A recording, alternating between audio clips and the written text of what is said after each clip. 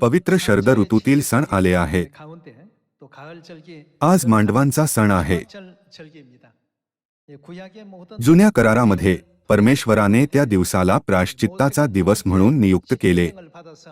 जेव्हा मोशे 10 आज्ञांच्या दुसऱ्या पाट्या घेऊन सीनाय पर्वतावरून खाली आला आणि परमेश्वराने मोशेला निवासमंडप बांधण्याची आज्ञा दिली.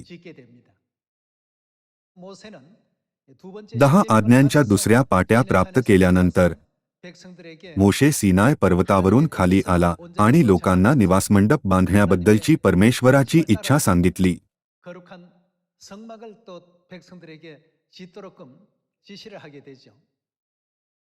एका आठवड्यापर्यंत लोकांनी मनापासून सर्व साहित्य गोळा केले.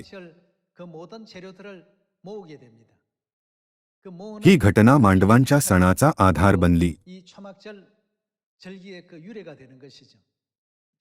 नवीन करारामध्ये मांडवांच्या सणासाठी गोळा केलेले सर्व साहित्य परमेश्वराच्या लोकांना दर्शवते.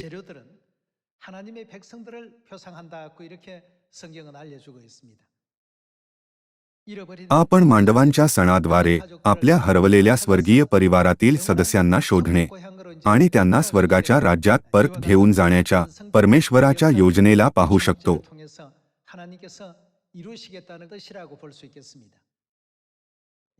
म्हणून हे आपल्यासाठी अशक्य असल्यामुळे आपण पवित्र आत्म्याची संपूर्ण शस्त्रसामग्री धारण केली पाहिजे. हे मिशन पवित्र आत्म्याशिवाय पूर्ण केले जाऊ शकत नाही. म्हणून परमेश्वराने मांडवांच्या सणाला मागील पावसाच्या पवित्र आत्म्याचे अभिवचन दिले नाही का? मांडवांच्या सणाच्या माध्यमातून या आपण पवित्र आत्म्याच्या शक्तीचा शोध करूया आणि पवित्र आत्म्याची कृपा प्राप्त करूया. अशा काही गोष्टी असतील ज्यांना आपण आपल्या ताकदीने पूर्ण करण्याचा प्रयत्न केला असेल, पण आतापासून आपण काय केले पाहिजे? मी तुम्हाला कळकळीची विनंती करतो की अशा हट्टीपणाचा त्याग करा आणि याची जाणीव करा की हे कार्य परमेश्वराच्या सामर्थ्याने पूर्ण होत आहे. मागील पावसाच्या पवित्र आत्म्यासाठी आपण प्रार्थना केली पाहिजे, म्हणजे प्रत्येक सदस्य, प्रत्येक परिवार आणि प्रत्येक चर्च पवित्र आत्मा प्राप्त करू शकेल आणि शक्तिशाली रूपाने सुवार्तेचे रणशिंग फुंकू शकेल. या आपण बायबलच्या माध्यमातून मांडवांच्या सणाची सुरुवात आणि इस्रायल लोकांद्वारे या सणाला पूर्ण करण्याच्या पद्धतीबद्दल अभ्यास करूया. सर्वात प्रथम या आपण निर्गम अध्याय 36 उघडूया. निर्गम अध्याय 36 अध्याय 36 वचन 1 मध्ये असे लिहिले आहे: परमेश्वराच्या सर्व आज्ञांप्रमाणे पवित्र स्थानाच्या सेवेसाठी सर्व तऱ्हेचे काम कसे करावे ते समजण्यासाठी ज्यांच्या ठाई परमेश्वराने बुद्धी व समज घातली आहे ते बसालेल, अहलियाब आणि प्रत्येक ज्ञानी मनुष्य ह्यांनी हे काम करावे.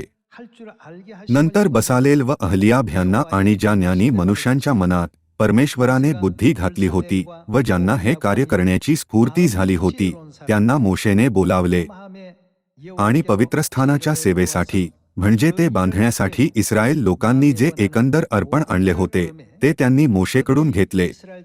लोकांनी रोज सकाळी आपली स्वसंतोषाची अर्पणे त्याच्याजवळ आणण्याचा क्रम चालू ठेवला.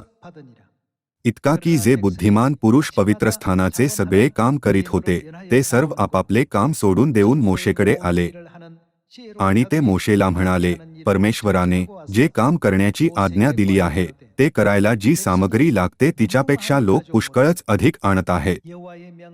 तेव्हा मोशेने छावणीभर असा हुकूम प्रसिद्ध केला की कोणाही पुरुषाने किंवा स्त्रीने पवित्रस्थानासाठी अर्पण म्हणून आणखी कोणतेही कसबाचे वगैरे काम करून आणू नये. ह्याप्रमाणे आणखी अर्पणे आणण्यास लोकांना प्रतिबंध झाला. मोशे सीनाय पर्वतावरून खाली आल्यानंतर त्याने 10 आज्ञा ठेवण्यासाठी निवासमंडप बांधला. अशा प्रकारे त्याने लोकांकडून सर्व सामग्री गोळा केली. काही जणांनी कापड बनविण्यासाठी सूत कातले, तर काही जणांनी निवासमंडपासाठी वेगवेगळी भांडी बनवली. अशा प्रकारे प्रत्येकाने आपल्या कौशल्यानुसार सामग्री आणली. शेवटी त्यांनी गरजेपेक्षा जास्त आणले.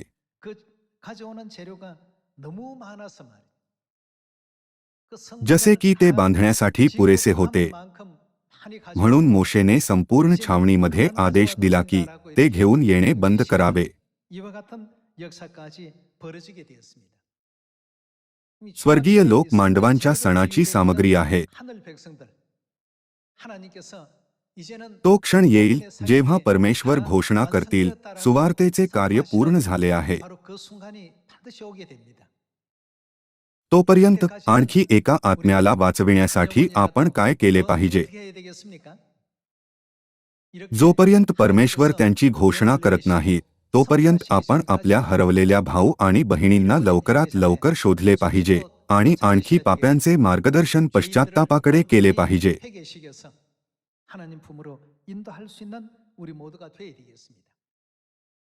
या आपण निवासमंडपाच्या बांधकामाविषयी जाणून घेण्यासाठी अध्याय 35 वचन 4 पाहूया. अध्याय 35 वचन 4. मोशे इस्रायल लोकांच्या सर्व मंडळीला म्हणाला, परमेश्वराने जे करण्याची आज्ञा दिली आहे ते हे. निर्माण करण्याची आज्ञा कोणी दिली? जसे की आपण येथे पाहू शकतो, मोशेने लोकांना फक्त परमेश्वराची आज्ञा सांगितली. वचन 5.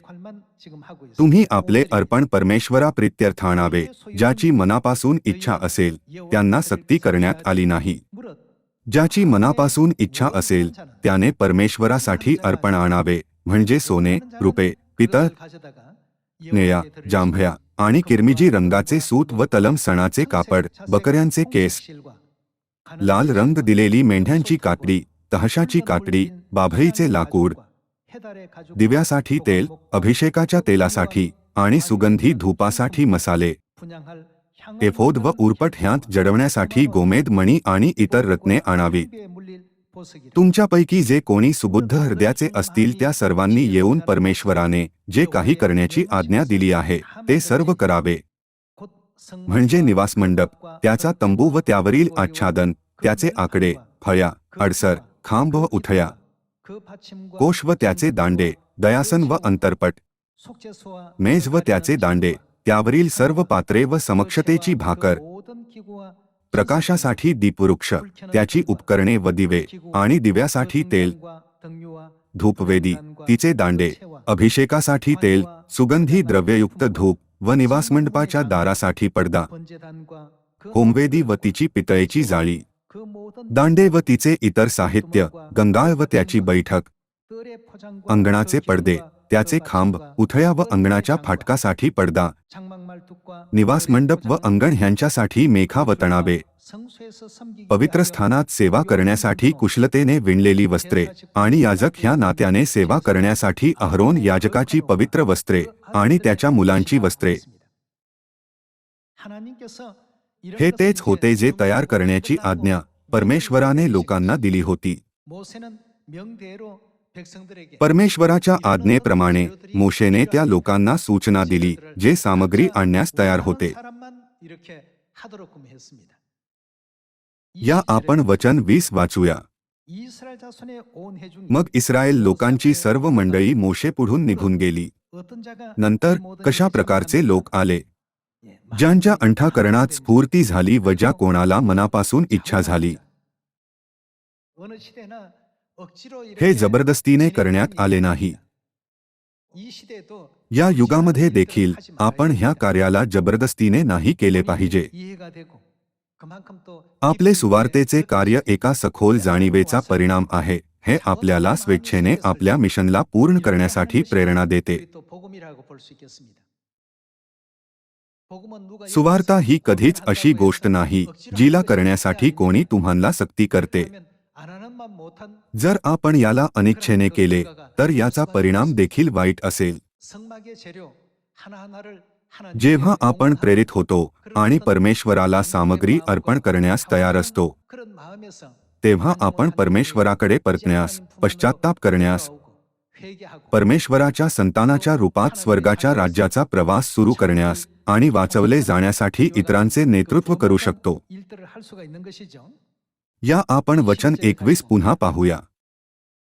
नंतर ज्यांच्या अंतःकरणात स्फूर्ती झाली व ज्या कोणाला मनापासून इच्छा झाली त्याने दर्शनमंडपाच्या कामासाठी, त्यातील सगळ्या सेवेसाठी आणि पवित्र वस्त्रांसाठी परमेश्वराला अर्पण आणले. ज्यांना मनापासून इच्छा झाली ते सगळे स्त्री पुरुष आले. आपण सातत इच्छा हा शब्द पाहू शकतो. तुम्ही तितकेच करू शकता जितके तुम्ही समजू शकता आणि तितकेच कार्य करू शकता जितके करण्याची तुमची इच्छा आहे. जे कार्य आपले मन करू इच्छित नाही त्याला जबरदस्ती करणे परमेश्वराची इच्छा नाही. आकाश आणि पृथ्वीला कोणी निर्माण केले? परमेश्वर सर्व गोष्टींचे स्वामी नाहीत का? आपण अनिच्छुक मनाने काही करावे अशी परमेश्वराची इच्छा नाही. परमेश्वर एकटे सुवार्तेचे कार्य करू शकत नव्हते म्हणून आपल्याला बोलावले असे नाही. त्यांनी आपल्याला म्हणजेच स्वर्गीय पाप्यांना काय दिले? त्यांनी आपल्याला पश्चात्ताप करण्याची संधी दिली. जरी परमेश्वर आपल्याला अशी मौल्यवान संधी देतात तरीही जर आपल्याकडे इच्छुक अंतःकरण नसेल तर परमेश्वर याचा स्वीकार करणार नाही. ज्या प्रकारे परमेश्वराने कायनाचे अर्पण स्वीकारले नव्हते त्याच प्रकारे जे स्वेच्छेने अर्पण केले जात नाही त्याला ते स्वीकारणार नाही. त्यामुळे मला खात्री आहे की जेव्हा आपण इच्छुक अंतःकरणाने आत्म्यांना वाचविण्याचे कार्य करणार तेव्हा या शरद ऋतूतील सणादरम्यान अनेक आत्मे पश्चात्ताप करतील आणि परमेश्वराकडे परत येतील. या आपण अध्याय 35 वचन 20 सह सुरू ठेवूया. या आपण वचन 20 वर जाऊया. मग इस्रायल लोकांची सर्व मंडळी मोशे पुढून निघून गेली. नंतर ज्यांच्या अंतःकरणात स्फूर्ती झाली व ज्या कोणाला मनापासून इच्छा झाली त्याने दर्शनमंडपाच्या कामासाठी, त्यातील सगळ्या सेवेसाठी आणि पवित्र वस्त्रांसाठी परमेश्वराला अर्पण आणले. ज्यांना मनापासून इच्छा झाली ते सगळे स्त्री पुरुष आले आणि त्यांनी नथी, कुंडले, मुद्रिका, कंकणे असे सोन्याचे सर्व प्रकारचे दागिने आणले. ह्या प्रकारे प्रत्येक मनुष्याने परमेश्वरासाठी सोन्याचे अर्पण आणले. ज्या ज्या पुरुषाजवळ निळ्या, जांभळ्या व किरमिजी रंगाचे सूत, तलसणाचे कापड, बकऱ्यांचे केस, लाल रंगवलेली मेंढ्यांची कातडी व तहशांची कातडी होती त्याने ते आणले. चांदी व पितळ ह्यांचे अर्पण करणाऱ्या प्रत्येकाने ती अर्पणे परमेश्वरासाठी आणली आणि ज्या कोणाकडे सेवेच्या कामासाठी उपयोगी पडणारे बाभळीचे लाकूड होते ते तो घेऊन आला. ज्या स्त्रिया सुबुद्ध हृदयाच्या होत्या त्या सर्वांनी निळ्या, जांभळ्या व किरमिजी रंगाचे सूत कातले आणि ते कातलेले सूत व आपल्या हातांनी विणलेले तलमसणाचे कापड त्यांनी आणले. वचन 26. आणि ज्या स्त्रियांच्या अंतःकरणात स्फूर्ती होऊन त्यांना बुद्धी झाली त्या सर्वांनी बकऱ्यांचे केस कातले. जसे आपण पाहू शकतो की बांधण्याची सर्वात आवश्यक प्रक्रिया त्यांचा विश्वास होता. बायबलने नोंदवले की ज्यांच्या अंतःकरणात अशी इच्छा निर्माण झाली होती आणि ते यामध्ये सहभागी होण्यास तयार होते कारण की त्यांना परमेश्वराची इच्छा समजली होती. ते स्वेच्छेने हे कार्य करू इच्छित होते. परमेश्वर त्या लोकांचे अर्पण नाकारतात जे इच्छुक नाहीत. परमेश्वराच्या कृपेची आठवण करून ज्यांनी सोन्याच्या वासराची उपासना करण्याच्या त्यांच्या पापांना क्षमा केले आणि कसे परमेश्वराने त्यांना 10 आज्ञांच्या दुसऱ्या दगडी पाट्या दिल्या. प्रत्येक शब्द त्यांच्यासाठी खूप मौल्यवान होता. अशा प्रकारे इस्रायल लोक ज्यांच्या पाप क्षमा करण्यात आले होते त्यांना निवासमंडप बांधण्याची इच्छा होती कारण की हे 10 आज्ञांसाठी होते. निवासमंडपात परमेश्वर निवास करतील या विचाराने त्यांना हे कार्य करण्यासाठी उत्सुक केले. म्हणूनच ज्यांना मनापासून इच्छा झाली शब्द वारंवार आले आहे.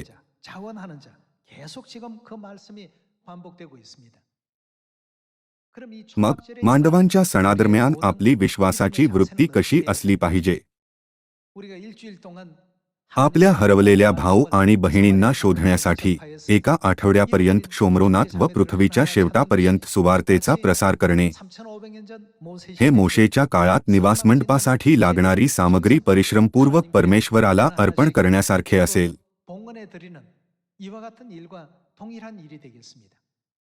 आपल्याकडे कशा प्रकारची वृत्ती असली पाहिजे?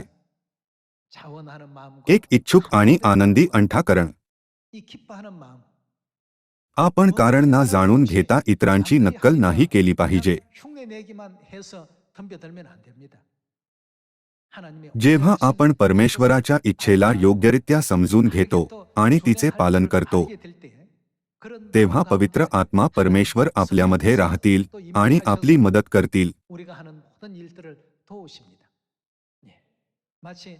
हे यासारखे आहे जसे मुलं आपल्या आईवडिलांना हृदयस्पर्शी पत्र लिहिण्याचा प्रयत्न करतात, पण त्यांचे अक्षर निकृष्ट असते.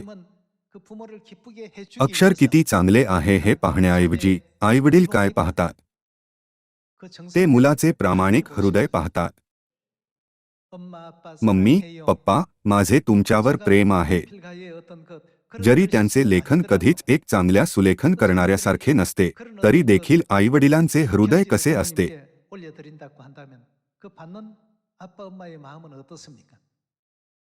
जरी यापेक्षाही जास्त सुंदर सुलेखन असले तरी ते पत्र आयुष्यभर खजिन्यासारखे जपून ठेवले जाते.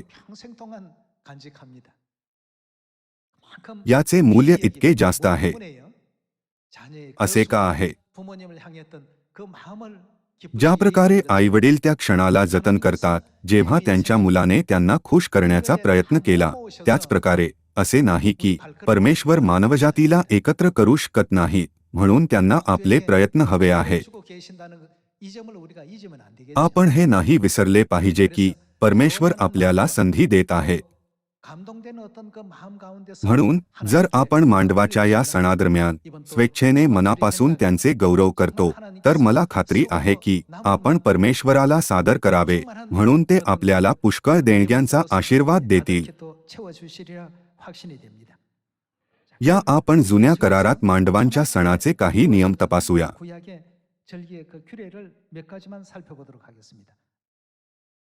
या आपण लेवीय अध्याय 23 वर जाऊया.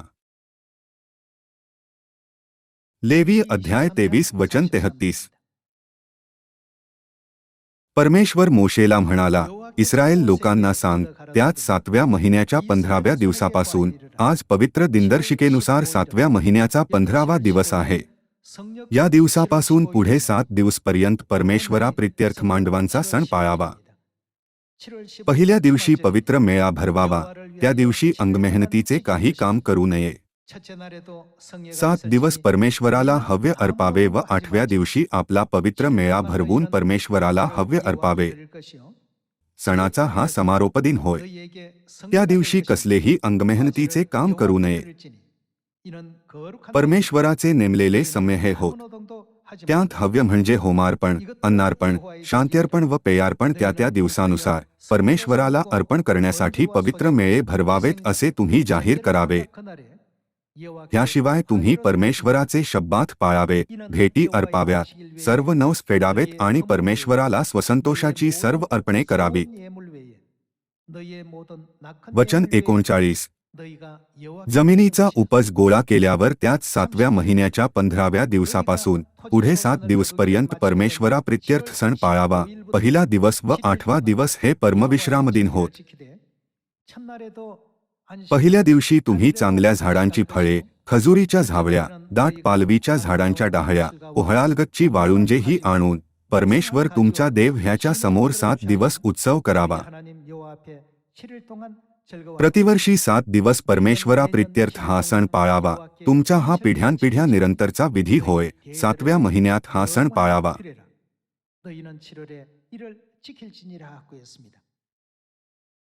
जुन्या कराराच्या त्या विधींमध्ये लोक मंदिराच्या अंगणात डहाळ्या पसरवायचे, त्यांना छतावर लावायचे आणि मांडव बनवायचे.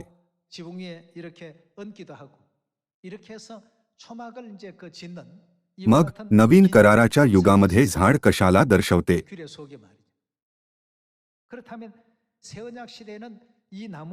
뭘 표상한다고 या 했습니까? आपण यिर्मया अध्याय 5 वर जाऊया. 예레미야 5장 한번 열어봅시다. या आपण अध्याय 5 वचन 14 मधील याचे जोडी वचन पाहूया. 5장 14절에서 한번 살펴보겠습니다. अध्याय 5 वचन 14 मध्ये असे लिहिले आहे. यामुळे परमेश्वर सेनाधीश देव म्हणतो, तुम्ही असे बोलता म्हणून पहा, मी आपले शब्द तुझ्या मुखात अग्नी असे आणि हे लोक ते काय आहे? सरपण असे करीन. जसे आपण पाहू शकतो की परमेश्वराने आपल्या लोकांची तुलना लाकडाशी केली. जुन्या करारातील मांडवांच्या सणाचे विधी, जेथे मंदिराच्या अंगणात किंवा छतावर झाडाच्या डहाळ्या ठेवल्या जात होत्या, हे मंदिरासाठी सामग्री असलेल्या आपल्या लोकांना एकत्र करण्याचा परमेश्वराचा हेतू असल्याचे दर्शवित नाही का?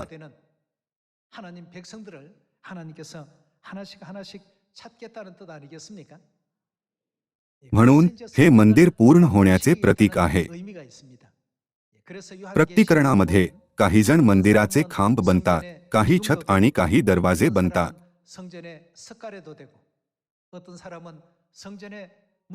बायबलमधील दाखल्यांच्या माध्यमातून विविध भूमिकांना समजावण्यात आले आहे. या आपण इफिस्करांस अध्याय 2 वर जाऊया. या आपण इफिस्करांस पत्र अध्याय 2 वचन 20 पाहूया.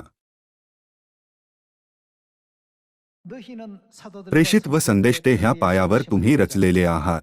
स्वतः ख्रिस्त येशू मुख्य कोनशिला आहे. त्याच्यामध्ये संबंध इमारत जोडून रचली असता प्रभूच्या ठाई वाढत वाढत ते काय होते? पवित्र मंदिर होते.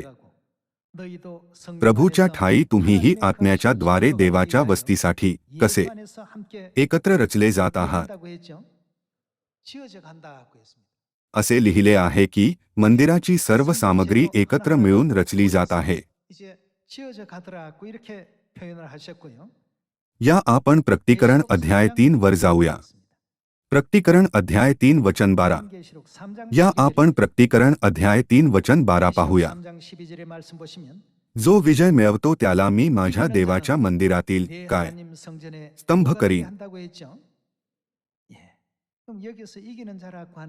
जो विजय मिळवतो हे त्या लोकांना दर्शवित नाही का ज्यांना वाचवण्यात आले आहे. मांडवांच्या सणाच्या भविष्यवाणीनुसार बायबल आपल्याला शिकवते की परमेश्वराचे लोक मंदिरासाठी खांबासारखी सामग्री बनतात.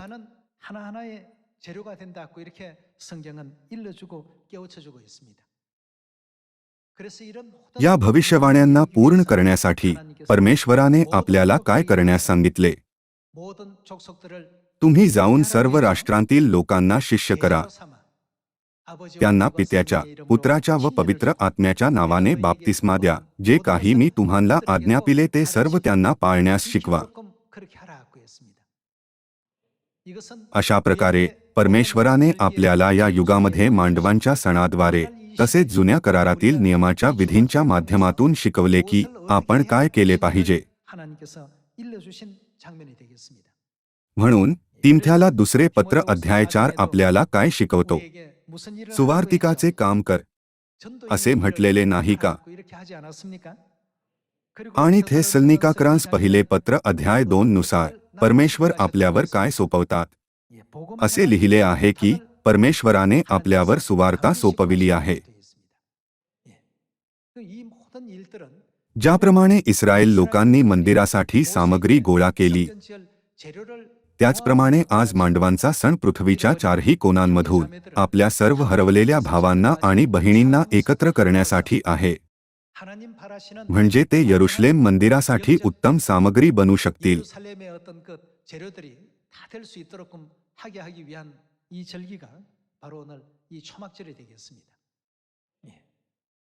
सुमारे 3500 वर्षांपूर्वी मांडवांच्या सणादरम्यान निवासमंडप निर्माण झाल्यावर परमेश्वर दिवसा मेघस्तंभ आणि रात्री अग्निस्तंभाच्या रूपाने तेथे राहत होते.